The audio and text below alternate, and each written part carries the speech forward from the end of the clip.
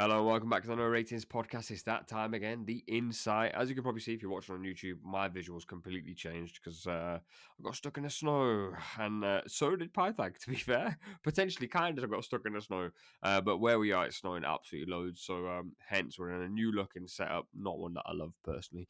But let's talk about Manchester United against Liverpool, which is the reason why you're here. Pythag, as always, good to chat to you, bro. What were your major takeaways from this right off the bat? I think right off the bat, I think everyone's speaking about Trent Alexander-Arnold, rightfully so. I can't fathom how a local lad, okay, you're in a contract situation, I get that, but in a game of this magnitude, when if you win this game, I think the title's almost put to bed. Like the sense of momentum would be almost like unsurmountable for him to Mm. put in a performance like that, which was so devoid of um, work rate.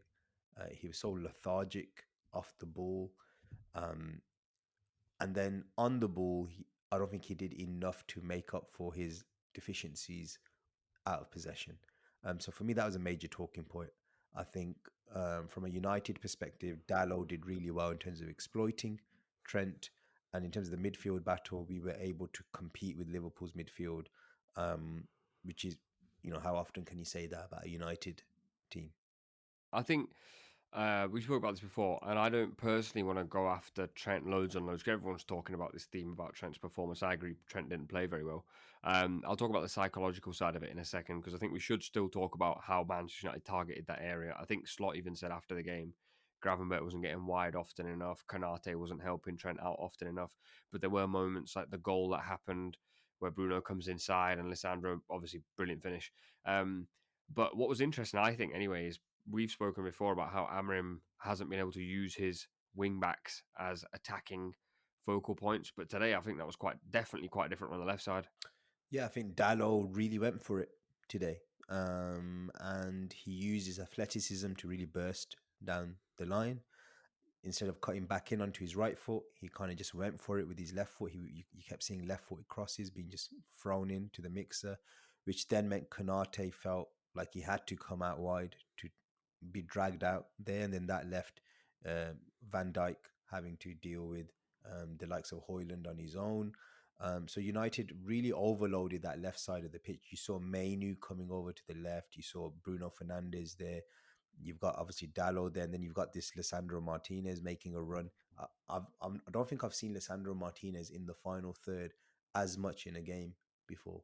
Mm. Because there was a number of times where you saw him almost as a left inside forward picking up the ball, and it looked so awkward because I'm looking there, I'm thinking, where's this left-footed player popped out from? Like I thought Diallo's over there, but no, it was Lissandro Martinez with the ball, and then obviously then he goes on and pops up with the goal as well. What a strike it was! It's one of them ones where I think like Hoyland had that chance, obviously, where he tries to like kind of almost like caress it over Allison. Lissandro did the classic thing of like just whack it as hard as I can, and it will end up on target. And if it does, then you're buzzing. But I noticed something. You know me, I love psychology. When he went to hit the ball, watch it back whenever you get a chance. He grinds his teeth. You know them ones where like you grind your teeth, you clench your fist, and you're like, I'm gonna absolutely pag this as hard as I can. It was such an emotional strike. Um, and obviously, he went and celebrated, and I think he must have had a child recently because he had like the whole ball celebration was going crazy.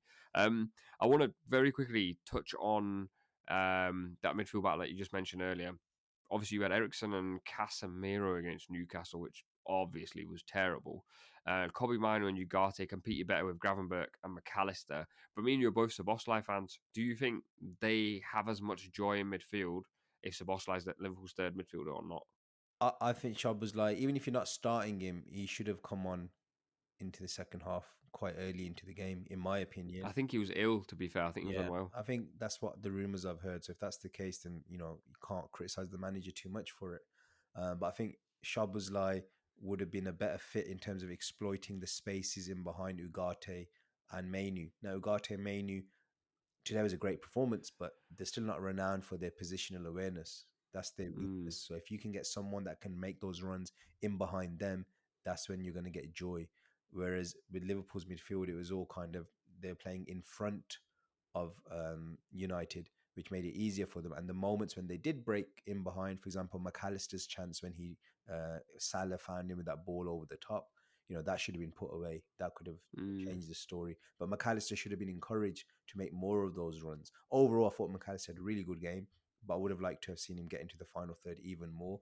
But I almost felt because Curtis Jones was such a lack of a presence in this match, McAllister was kind of having to do quite a lot across the pitch to kind of cover for him. What was quite interesting, obviously, we talk about Trent. We'll come back to that in a second. Curtis Jones. The local players struggled in this one. And I think a part of me, me and psychology, I think Liverpool keep coming into this game thinking, maybe not consciously, but subconsciously, 5-0. And every time that happens, Liverpool can't play. Like, Liverpool have always been an underdog football club, or certainly that's the feeling that Liverpool fans want to have. So if every time you come into a game and you think, like, we're going to pagger this team 5-0, like genuinely, the sentiment before West Ham wasn't that Liverpool were going to win 5-0, but the sentiment before Manchester United was that we were going to win 5-0 because people talk about the game more. I think once that seeps into, like, it becomes a feeling. So every time we've played, think about the 4-3, was it in the FA Cup? Yeah, Then last year, there was a game that was 0-0, and I think a game that was 2-2. yeah. Then obviously this one, which is 2-2. If you look at on paper, Liverpool should have won all of these games, but something just isn't clicking in these games, whether it's Klopp or Slot. And I think it's all down to the fact that, like, people are thinking these should be 5-0 wins, and they just never are. It's it's incredibly lethargic. Just like, the whole energy of this Liverpool players didn't feel right. It's almost like United came with fire, and Liverpool didn't have the fire to match it. Yet they're at Mm, home at Anfield, and they're going for a title. I think I think even the Liverpool match day going fans, they need to realize like how like this title campaign, do not take it for granted, because some of these players might not be here in a season's time. mm, And even if they do stay, some of these guys might have one more year max where they're like really operating a higher level, but then they might drop off the year after. And also, you don't know what your rivals are going to be doing a year after. Right now, you had that bit, you had potentially 11-point lead or whatever it was, and mm. I don't want to use the word you've let it slip, but what I'm trying to say is that be wary of that. Don't just take this title race for granted. Yeah, it's a long haul race. Things will happen. I keep saying that to people, but this was not the scenario where things should have happened. It Yeah, should have been like a 2-0 move on because you've got Everton away, yeah. Bournemouth away, Forest at home. Like, there's difficult games to come when you're actually not going to be up to speed and things will happen. Um, I think I asked you this before we started recording, but do you think this was a Slot got it wrong or Amorim got it right game? So I think Amorim was more right in certain things that he did, which it's not hard seeing as how bad he got it in his last game against Newcastle. The midfield is what I've been asking for. Um, Dallo left wing back is something which I think I suggested in my first Amorim video. I think that's a good thing to do. What I want to see though is I want to see Garnacho at right wing. I want to see this issue between them stop, and I want to see Garnacho as a right wing back. At the moment, he keeps using him as a left wing back, but in my opinion, that makes him a bit more predictable. For example, when he had that situation towards the end of the game where he shimmied and then he went past Van Dijk, Van Dijk just came across and just cleaned him out. Like it was easy. Van Mm, Dijk read that situation so easily. So what I'm saying is there's a ceiling to him there. But if he played on the right wing back position, then if he goes down the line, he can whip a ball in first time. And then if someone's going to try and block that cross, then he can jink inside. And he's got a decent left foot as well. So I think he's got more to his game if he was being played as a mm. right wing back. I think also what I was saying when I was watching the game, sometimes, like, the balance of the game with Dallo playing off the left and Bruno's coming to his left hand side, and like you said, and I'm going to talk about this Trent situation now. Um, Manchester United effectively just overloaded that left hand side to force Trent back effectively. And like you said, Lissandro was even stepping into that area. There was a moment in the game where it was like Lissandro, Bruno, Dallo, um, and I want to say maybe Manu, all four on this side, and it was Trent and Kanate and Gravenberch running back in, because United obviously targeted that side. And I think what I was going to say was, as much as Trent got a lot of stick today, if you're Amorim today, you probably go in and go, we've done a job on him. Like, we've made him look awful because we've constantly got people running in behind him. So when he throws Garnacho on there, I think it becomes really deliberate then. Whereas previously, and I don't know how, as a coach, I don't know how much you would notice this, but previously it's almost like Trent's going, yeah, but it's Dallo. Like, I don't really, Whereas as soon as Garnacho came on, Trent was like, nice, 1v1, me against you. And it made his job a little more deliberate. And I don't know if that sort of like changed the balance. Obviously, Garnacho provided for Diallo with the assist, but I don't know if that shifted the balance back to Liverpool a little bit, where United's tactic became so painfully obvious. I still don't think Slot responded enough to that. It was Mm, like yeah, to all of us it was obvious, but I felt like Slot, he held on for too long and having faith in that flank, and I think it came back to hurt him. What I would like to see from Liverpool is that in these type of games where if you are adamant Trent needs to stay on, why not shift to a 4-4-2? So then you've got Trent, for example, you have a right-sided midfielder, say a Harvey Elliott, who plays in front of him, and then Salah can go and play in the front too. So then that way Salah's freed from any defensive responsibilities, and then mm. you've got another midfielder there who can actually come back and protect that flank with Trent, and they work as a two. Also, just very quickly before we wrap up, how repeatable would you say this is for Amorim? Or like, if you're looking at today's game and going, "This is a really good performance." Bruno even said it post match. He said, "Now we've got to go do this against Southampton." I think he said, "What like what?" Go on. Yeah, this is typical United fan stuff where even under Ten Hag, we used to play well against big teams. Like I genuinely think Ten Hag was our best big match manager that we'd had since Fergie's probably retired. To be fair, Van Gaal used to have decent performances in the big games, Mm, because he actually looked to go toe to toe. But Ten Hag also had good big match performances, but he always used to fall into the trap thinking this sort of underdog spirited display thing that we've done against a big team that's going to now work against the smaller teams.